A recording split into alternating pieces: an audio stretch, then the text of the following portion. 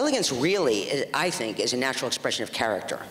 You know, it certainly isn't what most people seem to mean it is, which is a kind of gentility, you know, which is a kind of, I don't know, tinny idea of elegance. You know, it's not something that the reason people find it hard to define is because they rarely see it. Okay, the reason they rarely see it is because it's intrinsic to someone. It's not something you can replicate. And, you know, this culture, I don't mean just clothes, is entirely a culture of replication and nostalgia.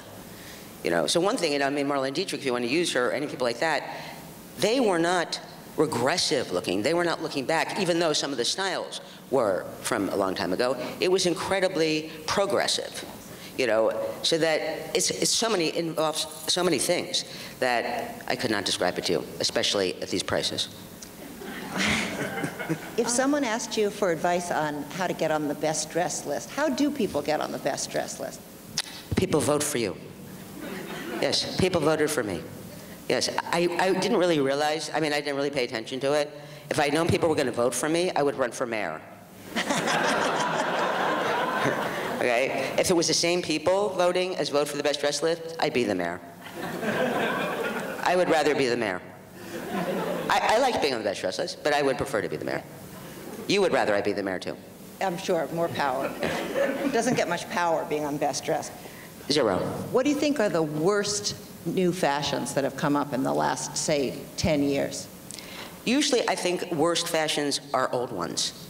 You know, I mean, I really can't stand to see things come back and back and back and back.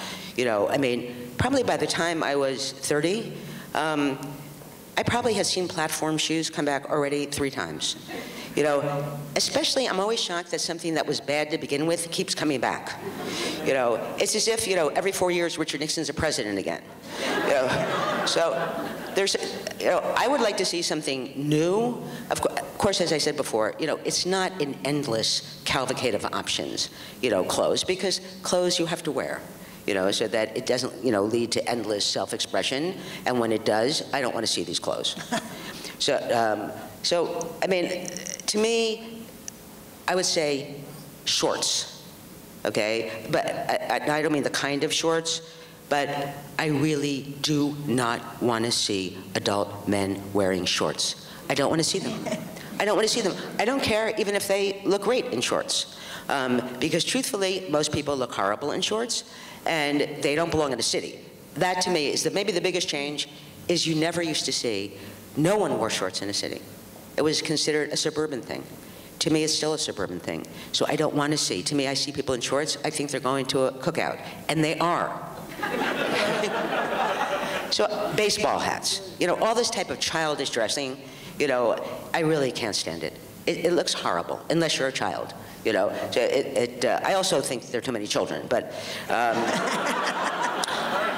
know you didn't ask me that. Right. So I would prefer, like, the one good thing is I noticed that more men wear suits now. Like, it suits, you know, I wish that the suits fit them, but, you know, those little tiny suits, hardly any of you really are able to carry it off. You know, it's funny, it's a funny idea, but most people can't wear them, even though you do. What do you think is the appeal of leather? What do I think the appeal? Is there some other appeal of leather I was unaware of? Well, we've got a lot of leather in the show. A lot of leather, from the 70s to entering into high fashion, like Versace. Sex, that's the appeal. That's it. There's no other appeal. It's durable.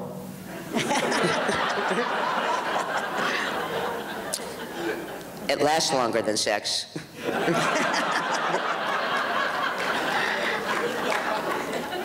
Which is why, at a certain age, you should give it up.